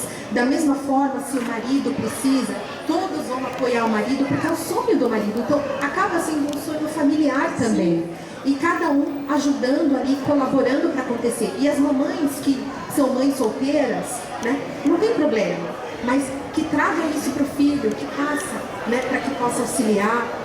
Né? Isso é muito importante, trazer a família para perto. Junto, né, e desacelerar, né? Não tem como. Existem ciclos da vida que você vai ter que desacelerar um pouco para depois retomar. Eu estou começando a retomar as minhas atividades agora, que o Caio vai fazer 6 anos, então hoje eu tenho um pouco mais de liberdade para fazer as coisas. Mas a outra questão também, falando na questão das mamães solteiras, que às vezes a maioria não tem família, não tem ponto de apoio aqui. Vai buscar. Eu estou atuando, eu estou 33 anos no Japão. Desde os meus 20 anos eu trabalho com essa questão de empreendedorismo, comunidade, assim vai. Então é muito tempo, né? E dentro dos meus ciclos, né, como empreendedora, como mãe, a gente precisa de ajuda. Hoje eu me vejo numa situação que eu preciso de ajuda de um profissional. Então, até então, os aplicativos, as palestras, os treinamentos, os cursos estavam me ajudando. Hoje, eu estou expandindo e eu reconheço que eu preciso de uma ajuda. Por isso que eu falei da Débora, mas não é brincadeira não. O ano que vem eu já falei, deixa a agenda porque eu preciso. Porque eu já me entendi que eu estou começando a entrar nesse burnout de novo. Então, eu preciso de apoio. Sim, isso acontece com várias. Eu tenho várias outras empreendedoras também, Ivan, dentro da mesma área. O que acontece? Que é o que aconteceu com a Psy, não é diferente. Quando a gente fala em neurociência, na programação mental, o nosso cérebro se acostuma, como se acostumou da Psy, de várias empreendedoras e empreendedores. O seu, ele se acostuma com aquela configuração. Para a gente mudar essa configuração, porque não tem como deletar, a gente precisa de um esforço, de uma força-tarefa inicial muito grande. Então, sozinho, é muito difícil conseguir. Procura os grupos, existem tantos grupos legais aqui no Japão. Temos nós aqui do Mulheres do Brasil, né, que todas as mulheres são muito bem-vindas, porque a gente acredita que através do nosso trabalho, digo as mulheres como um todo, né, ela tem o poder de ajudar o marido, os filhos, porque se ela está bem, né, emocionalmente, profissionalmente, ela vai ser um ponto-chave para o equilíbrio da família. Com certeza, né? Faz toda a diferença. E falando em homens também, muitos homens que também, por não pedir ajuda, às vezes não, a gente vê que está no esgotamento, que já está ali doando o máximo e que precisa desse ajuste, né? Que todos nós precisamos. E o quanto é importante a gente reconhecer isso, porque a gente não é Mulher Maravilha. Mulher Maravilha só tem Hollywood. A gente vive no mundo real, gente. Né? E a gente precisa um apoiar o outro e ajudar o outro para mostrar é possível sim, só precisa buscar. Bom, vamos agora a uma outra pergunta. Chisai, uma boa estratégia de vendas, ela é fundamental para que a empresa ela comece a vender mais e consiga mais clientes no seu negócio. Quais seriam algumas estratégias para uma microempresa na área de terapia e saúde emocional que você poderia direcionar? Eu nunca trabalhei, né, nessa área, então eu acredito que seja um pouco mais difícil eu estar dando exemplos. Mas eu posso falar de vendas, porque eu falo assim, vendas em qualquer área a gente usa, né? Muitas pessoas elas pensam assim, que vendas é só para quem tem uma loja e precisa vender algo, e não é. A gente usa vendas o dia inteiro. Dentro de casa eu vendo a minha ideia para o meu marido, né? Eu vendo a minha ideia para o meu filho, porque eu sei que eu tenho que convencer ele de algo, então eu tenho que vender a minha ideia, né? Se você trabalha dentro de uma empresa, você tem que vender a sua ideia para dentro da empresa. Então, vendas para mim, ele está ligado com tudo que eu faço, desde dentro de casa, né, até dentro da minha empresa. Então, eu vou falar nesse sentido mais generalizado. Eu falo assim, vendas é igual a gente estava falando naquela hora, né? Muitas pessoas, elas vai para o cliente falando assim, eu tenho um produto de qualidade, que é uma coisa que, qualidade, se você vende algo, já é óbvio, tem que ter, né? Então, isso não é um diferencial. E enxergar, então, esse diferencial que foi muito bem falado, né, pela Vanessa e pela Débora. Então, encontrar esse diferencial dentro do seu produto e que as pessoas encontrem esse valor dentro do produto, né? Porque as pessoas, elas não compram o produto em si, ela vai comprar a experiência, ela está pagando, né? E ela está levando aquilo para ela. Agora, preço é o que a pessoa só paga, não tem valor nenhum. Então você não vai ter aquele cliente fiel, né? Para essas pessoas que elas simplesmente você vai estar vendendo o produto, então entregar esse valor, isso vai fazer com que você venda muito mais, porque hoje em dia conta muito boca a boca e a pessoa ela só vai falar do seu produto se você criar essa conexão e essa experiência com o seu cliente, né? Então eu acredito muito em trabalhar com diferenciação, tá? Para então aumentar o seu produto. E eu falei também um pouco antes, só para mim dar uma resumida, tá?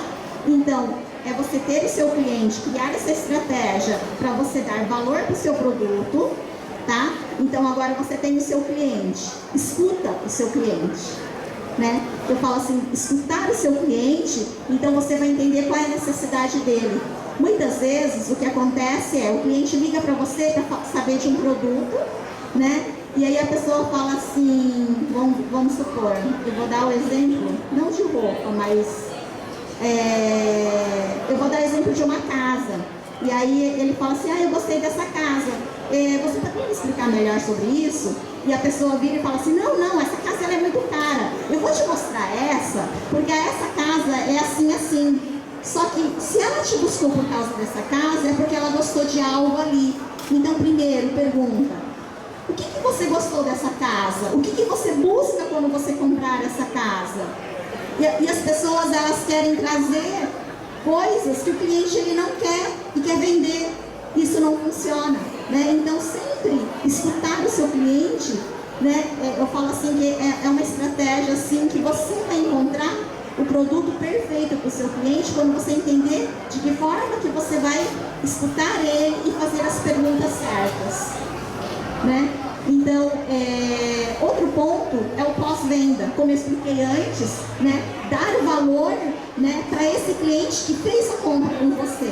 Então, se é a casa, vamos supor, manda lá depois, né, no primeiro dia que a pessoa entrou dentro da casa, né, vamos supor, manda um vasinho de flor para ele e fala assim, isso daqui, né, é para você poder estar iniciando, né? Vamos supor que a pessoa gosta dessa parte de jardinagem, né? Agora você tem um cantinho seu para você poder cuidar das suas plantas. E eu começo a primeira planta aqui dentro da sua casa, né? Então, é um relacionamento, sim, né, sim, né? E isso é importante. Só que as pessoas esquecem, eu já vendi, tá ok, não preciso mais, né? E como é uma casa, ele não vai comprar outra casa logo, então já tá ok, e acaba largando. E não, é fazer esse acompanhamento, né? Quem sabe depois de um ano, quando ele estiver fazendo um ano que ele está naquela casa, você enviar um cartão, alguma coisa assim, vai fazer uma diferença, porque com certeza, quando alguém do lado dele vir e falar, eu preciso de uma casa, a primeira pessoa que ela vai indicar vai ser ali, né? Então são estratégias simples que qualquer um pode estar usando dentro do seu negócio. Bom, é bem interessante mesmo o que a Tsai falou, né? Essa questão de como fidelizar o seu cliente, né? Eu assisti uma palestra, acho que foi do Sebrae, que falaram que uma das profissões que mais crescem e a tendência é crescer cada vez mais é realmente os profissionais do autocuidado. Psicólogos, terapeutas, essa é uma área que infelizmente tem princípios uma novidade, né? O Sebrae só aprontou isso aí, mas é uma realidade. E o que falaram lá que o produto que mais vai se vender é escuta. Então, existem cursos que profissionalizam as pessoas a como escutar. A escutatória. Eu participo de um grupo lá no Brasil que é para escutar idosos. Só que eu não posso atender porque eu estou no Japão. Esses idosos, eles entram em contato por telefone, é como que eu disse aqui, né? Mas, ouvidoria, mas lá o idoso conhece a pessoa. Aqui você é anônimo, né? Lá ouve a pessoa. Então, ouve e vê a pessoa, né, por videoconferência. Então é muito interessante, porque o mercado da escuta é algo que está acontecendo inevitavelmente. O que a Tsai trouxe, isso é para todos os mercados, porque existe um negócio chamado sinceridade e sensibilidade. Sinceridade é quando você apresenta um produto e serviço óbvio. Eu quero comprar uma blusa. Então tá aqui, ó, essa blusa é preta para você. Mas às vezes a pessoa não está nem pensando na preta, sabe? Mas é tão óbvio porque ela está de preta. A sensibilidade é quando você para e escuta a pessoa, para saber exatamente o que ela precisa. No final, ela vem para comprar uma camiseta e sai com um vestido. Porque na verdade, no fundo, ela queria um vestido, mas ela com vergonha de falar que um vestido. E muitas vezes a própria pessoa não sabe, mas dentro da conversa ela traz. Exatamente. E eu percebo assim que nessa área, né, que foi a pergunta, como vender o meu produto na área de terapia, Foi isso, né? Tem mais clientes na área de terapia. Essa área, gente, não é uma área que você vai criar uma linha de produção. É diferente de uma loja de roupa. Acabou a roupa, você manda fazer, faz, né? Vai vendendo em produção. Essas são áreas humanas. Então, por mais que você queira fazer um marketing e atrair 1000 pessoas, você não consegue atrair 1000 pessoas. Sim, porque humanamente você não consegue escalar. Não tem como saber qual é a área de terapia que você é atuante, mas dependendo da área a gente já consegue fazer um cálculo rápido. Quantos clientes você consegue atender por dia e por mês. E isso não vai mudar, é matemático. Então, aí você consegue escalar de outras formas. Seria com infoprodutos, com cursos online, palestras, eventos, de outras formas. Mas a gente precisa saber qual a área específica para a gente conseguir direcionar melhor. Mas isso que você trouxe é fundamental. Porque o que acontece também dentro de tudo isso para eu complementar a resposta das meninas? Eu preciso ter um cuidado, porque você trabalhar com a vida de outra pessoa é muita responsabilidade. Então, eu preciso mostrar autoridade naquilo que eu sei fazer. Mostrar autoridade ao quê? As minhas formações. Por quê? Não é só as formações. As formações a gente fala que são as hard skills. Tudo que é técnico, tudo que você tem diploma, são hard skills. Tudo que a gente aprende em escola, acadêmica, curso profissionalizante, treinamentos. As soft skills são os comportamentos. Como que eu vou me comportar? A nível de comportamento, todos os comportamentos são treináveis. Todos. O que a gente precisa entender? Dentro do que você tem aí como hard skills, as suas certificações, a gente precisa entender a tua identidade. Por quê? Porque muitas pessoas elas copiam do concorrente. Elas querem usar a mesma estratégia que o seu concorrente da mesma área, que você admira demais, que tem milhões e milhões de seguidores, usa. Só que quando você faz isso, você não está mostrando a tua essência. O nosso diferencial, ele sempre vai estar dentro de nós. Porque nós somos únicos, igual a nossa digital, não tem nada igual. Eu posso fazer o mesmo trabalho que a Vanessa e a gente sai, cada uma vai entregar de um jeito, e é o mesmo trabalho. Esse diferencial que você precisa colocar, a necessidade que você está atendendo desse cliente, buscar a sua identidade, buscar a tua essência, para você comunicar isso de uma forma genuína. Onde as pessoas veem que você está sendo verdadeira, o que você está sendo na sua vida pública é igual à sua vida real. E isso está totalmente ligado à reputação. E um bom branding, né? Um bom branding para fortalecer sua marca, seu posicionamento dentro da sua área com terapia. Mais uma pergunta aqui, deixa eu olhar aqui o tempo. São tantas dúvidas. Não vai dar tempo da gente responder todas as perguntas, mas eu achei tão importante, Vanessa, essa pergunta. Muitas dúvidas para abertura de empresa. E essa pessoa, ela pergunta, ela está na feira, não abriu ainda o Codin dela, mas ela quer saber se eu posso abrir Codin e continuar sendo dependente do meu marido no Chacai Roquem. Eu achei uma pergunta tão importante trazer aqui pra gente. Sim, essa é uma pergunta, uma dúvida bem recorrente. Aquilo que a gente comentou logo no início, não há problema da pessoa abrir o Codin, né, regularizar a atividade dela como autônoma, assim como não há problema dela fazer arubaito. A gente segue na mesma linha. A questão é que, tanto para quem faz arubaito, como para quem part-time ou para quem trabalha com o próprio negócio, não pode ultrapassar o faturamento. Não é o que sobra, gente, não é o lucro, o faturamento, né, o que vendeu, né, de fato, de 1.300.000. Se atingir 1.300.000, ela já tem que sair do Chacai Roquem como dependente do Chacai Roquem do marido. Tem empresas onde o marido está cadastrado, né, registrado ali, que ela já pergunta, o teu negócio já tem previsão de ultrapassar 1.300.000 por ano? Se já houver a previsão disso, eles já pedem para sair. Né? Só que geralmente para quem está começando, o autônomo, né? Para quem está começando, ele não sabe, então ele continua. O arubaito é uma coisa mais certa, né? Porque sabe, né, a renda no final que vai ter ali. Mas não há problema, pode continuar como dependente, desde que não atinja 1.300.000 de faturamento.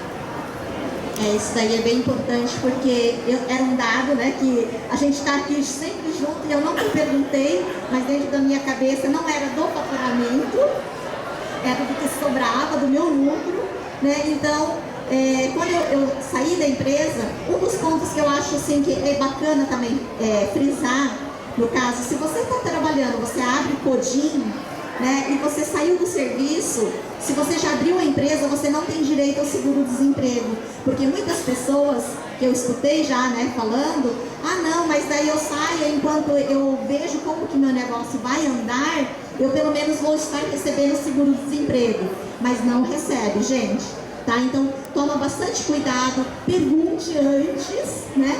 Faça um planejamento para que então você consiga se manter só com o seu negócio depois, né, que você parar de trabalhar.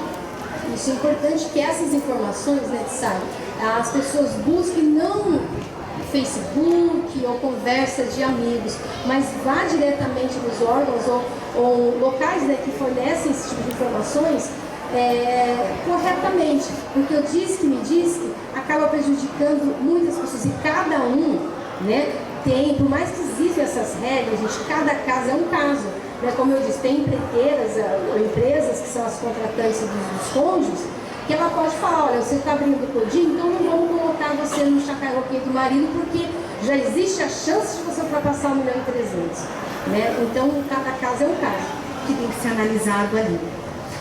Mais uma questão aqui, como eu posso fazer uma boa gestão da minha pequena empresa na área de produtos? Bom, vamos lá. Primeiro ponto, a gente precisa entender o que é a gestão. A gestão do negócio, ela é o quê? É a organização, é o planejamento, coordenação e controle de toda a estrutura da sua empresa. Débora, que estrutura? Todos os setores. Marketing, vendas, finanças, RH, todas. Mas o micro tem tudo isso? Tem tudo isso. Qual que é o RH do micro? O RH do micro é o seu Prolabore, os cursos que você investe para você se atualizar na sua área. Isso é o RH do microempreendedor. O microempreendedor, ele é como a gente fala, que é como se fosse mão de polvos, né? São várias áreas para uma pessoa fazer tudo. Por isso que a gestão do tempo é tão importante. Porque se essas áreas, vamos pensar num carro. Se você tem um carro e todas as peças não estão boas, o seu carro não anda bem, ele não vai ter um bom desempenho. Com o negócio é a mesma coisa. Se todas essas áreas não estiverem planejadas, organizadas, direcionadas e controladas, o que acontece? Vai ter um problema ali, um ponto cego. Se esse ponto cego dessa estrutura, vamos supor que a área de vendas, eu não consegui enxergar tudo, deixei escapar alguma coisa, seja um pós-atendimento, seja... Isso vira um gap. O que é um gap? É um problema, é um defeito naquela área. Se esse defeito não é visto, ele vai somatizar. E isso vai trazer lá na ponta do financeiro um problema muito grande. Então, todas as áreas, elas precisam estar interligadas para que a tua empresa funcione. Elas estão ligadas. Então, a gente precisa fazer o quê para poder estruturar todas essas áreas? Cada área, nós temos o quê? Uma estrutura, um protocolo de como que funciona. Ela muda de acordo com a identidade daquele empreendedor, mas ela tem uma estrutura. Ela tem um fluxograma de como eu atuo dentro da estrutura dessas áreas, do planejamento da área de vendas, do planejamento do financeiro. Por exemplo, o atendimento ao cliente, qual que é o fluxograma? O cliente me liga, o atendente que atende. Do atendente ele vai fazer o quê? Ele vendeu. Depois que ele vendeu, ele vai fazer o quê? Ele vai preencher o cadastro do Tacubin e vai fazer o cadastro dele no cadastro de clientes na sua planilha. Depois disso é o quê? É liberado para enviar para o correio. Toda essa estrutura, que não é tudo isso, não é só isso, é muito mais, mas é só para vocês verem que é um exemplo de um protocolo de atendimento ao cliente. Todas as áreas, elas precisam ter um protocolo para você seguir, para você não se perder, porque o que acontece? A maioria das empresas, elas morrem nos 2 primeiros anos por falta de gestão. E se a falta de gestão é um dos problemas maiores para que as empresas morram, Então por que a gente vai deixar de olhar para aquilo que é tão importante e que vai fazer a nossa empresa funcionar? E dentro dessa estrutura de planejamento, de organização, de estrutura de cada área, enxergando de forma macro e micro cada uma delas, a gente acrescenta a tecnologia. Por quê? Porque é a tecnologia que vai fazer a gente ter mais tempo. Então eu vou colocar tecnologia para otimizar os meus processos na gestão da minha microempresa. É isso que a Débora trouxe, é muito importante e é uma oportunidade para quem está começando, começando mesmo, né? Dar o start do início, fazer todos esses protocolos, criar essa rotina para que você cresça com a base estruturada. Porque quando você cresce, é difícil você querer arrumar a base. Então, isso que eu falo para as meninas quando a gente vai fazer os treinamentos, aproveite agora que você está vendendo um produto por semana. Mas faça checklist, hoje acordei, fiz isso aqui, amanhã tem 2 produtos, Vai, principalmente a parte da contabilidade, né? Porque se você cria o hábito de fazer todos esses processos, RH, todos os processos, ainda quando é pequeno, quando você crescer, você já sabe, porque é proporcional. É proporcional, você só vai aumentar. E vai ser mais fácil você delegar para outra pessoa depois, porque o que eu mais recebo, a empresa, são empresas grandes já, que estão faturando mais de 10 milhões por ano. Só que a base está muito podre. Digo, podre, está enferrujada, porque não tem essa estrutura. E pede socorro, fala, olha, eu tenho que delegar isso aqui para alguém. Mas ela não consegue nem delegar, porque nem ela entende o processo. E ninguém quer cuidar de uma empresa já falida. Quando a gente fala falida, não é só financeiramente, porque a empresa ela não fala só, a falência não vem só apenas do dinheiro. Às vezes ela tem muito dinheiro, mas não tem os colaboradores ali que são processo de falência. Então por isso que tem que ter a base muito bem sólida, fazer todos esses processos quando está pequenininho ainda, para não sentir lá na frente. Exatamente, por quê? Porque é como se você construísse um castelo ali de areia e qualquer vendaval derruba. A sua empresa ela não tem força para aguentar uma expansão, um crescimento. E aí você vai ter que voltar, é um retrabalho, porque você vai ter que voltar do zero e tem outro para recomeçar tudo de novo.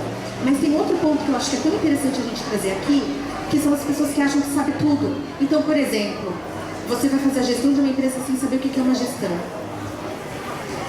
Você deixaria uma pessoa que não é um médico operar teu filho? Você deixaria?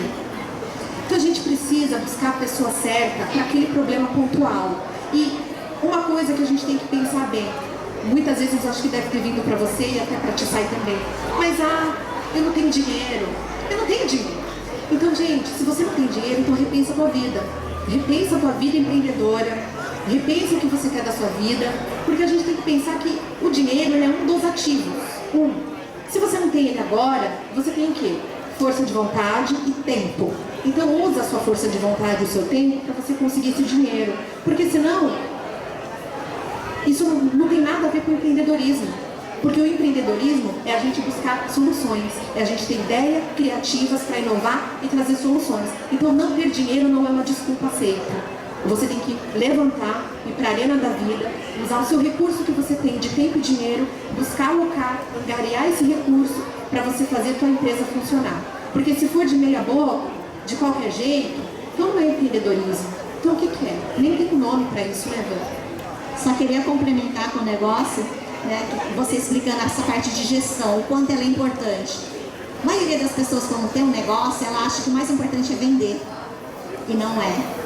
Não adianta você vender se você não tem esse controle, se você não tem a gestão da sua empresa.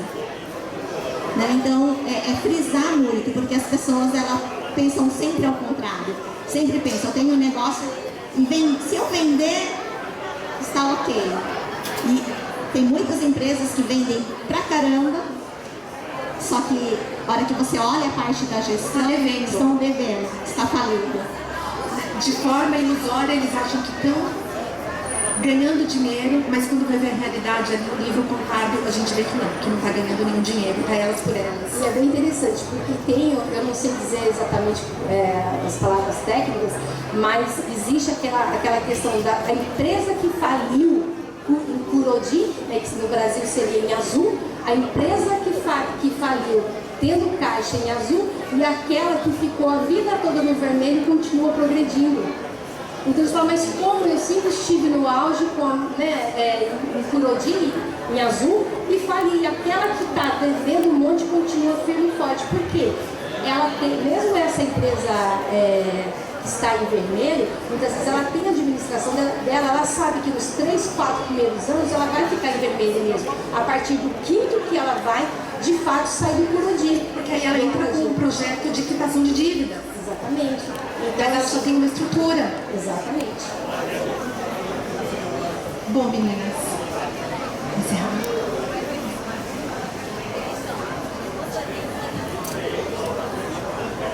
Pessoal, as pessoas que estão aqui participando, eu gostaria de saber se vocês têm alguma dúvida, alguma pergunta, aproveitem, né? Para que a gente possa então estar direcionando vocês. A gente está aqui, mas nem tudo a gente consegue responder vocês. Caso tenha algo assim mais específico, a gente sempre tenta direcionar para um profissional que possa ajudar vocês de alguma forma. Mas eu gostaria de saber de vocês que hoje estão aqui no evento, se tem alguma pergunta para trazer aqui agora para gente. Alguma dúvida? Bom, mas se não tiver ou vocês estiverem tímidos, está tudo bem, nós entendemos, mas nos procurem. Temos o grupo Mulheres Empreendedoras do Comitê, quer dizer, o grupo Mulheres do Brasil Tocar e o Comitê Empreendedorismo, que está eu, Tissai, Vanessa. E lá nós trazemos vários profissionais que não é da nossa área para poder ajudar as mulheres, mas nós temos eventos abertos para homens também. E tem o lado de nós três também como profissionais, que quem tiver interesse pode entrar em contato, pode estar conversando com a gente também, para que a gente possa auxiliar vocês. E a gente está muito feliz em poder estar aqui. Eu gostaria de deixar uma mensagem para vocês que ficaram aqui, para vocês dois que estão desde o começo. Muito obrigada pela presença, por estar aqui.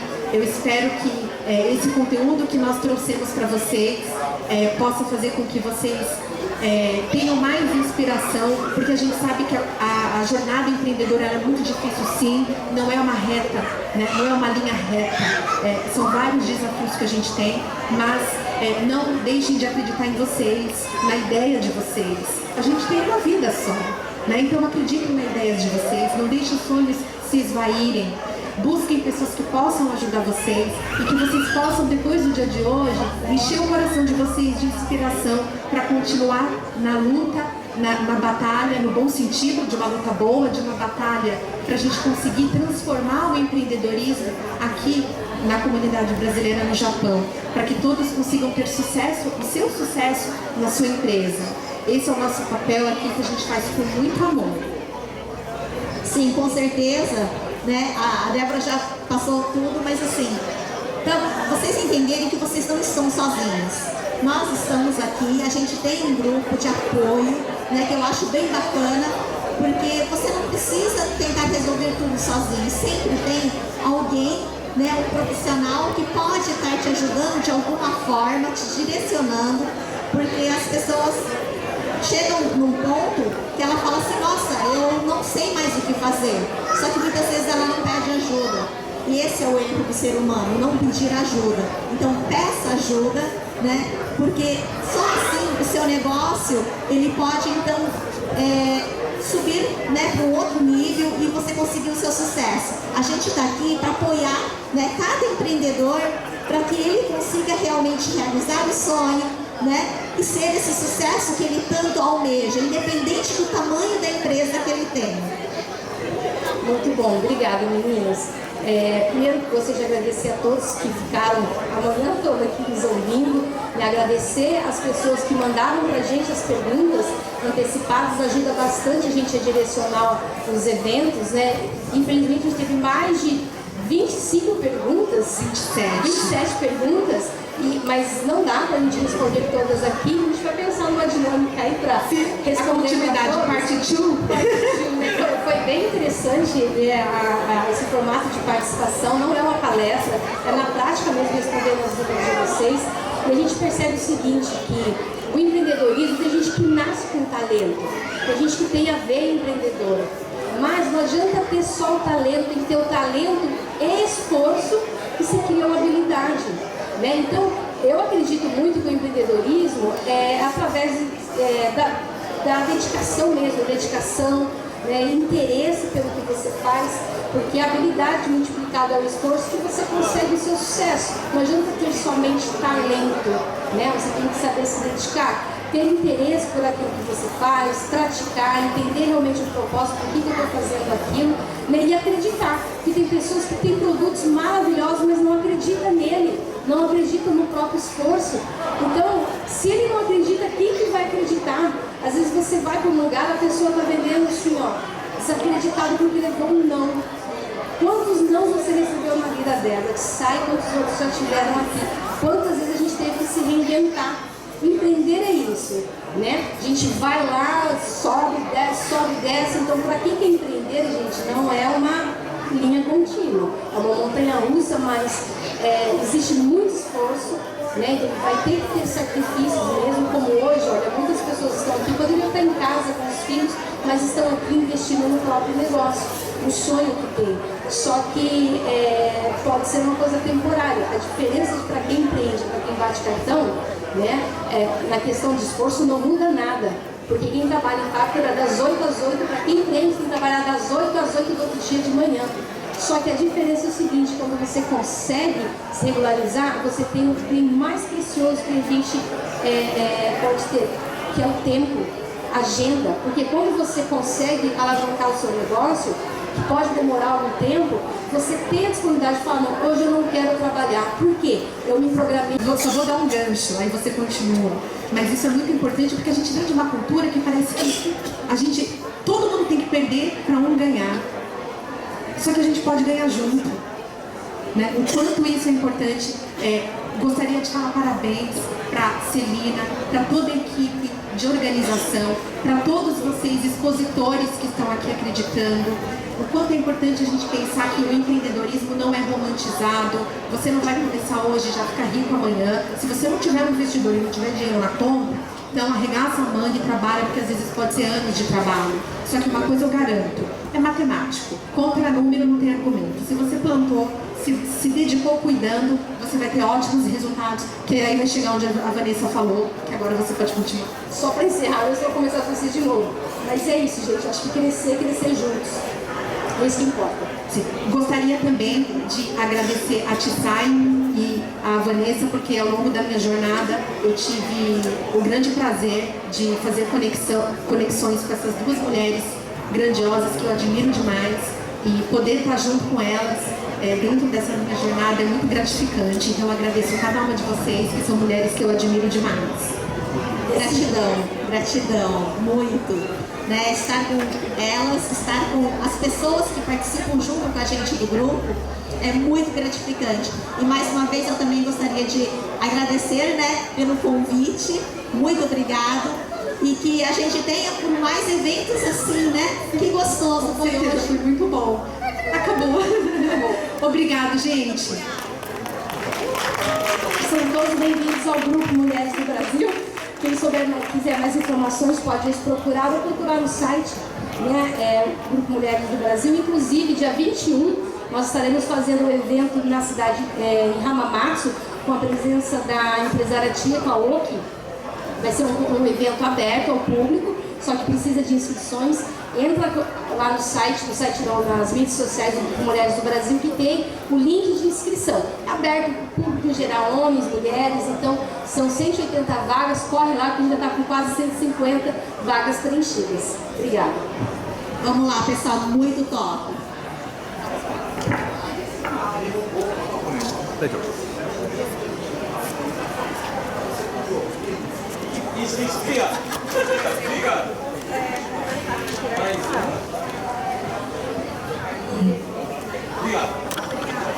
Pessoal, uma salva de palmas para o Grupo de Mulheres do Brasil que estiveram aqui com a palestra de empreendedorismo. Muito obrigada, Wanda. Muito obrigada, Débora Tissai. Pessoal, eu queria dar um recado para vocês.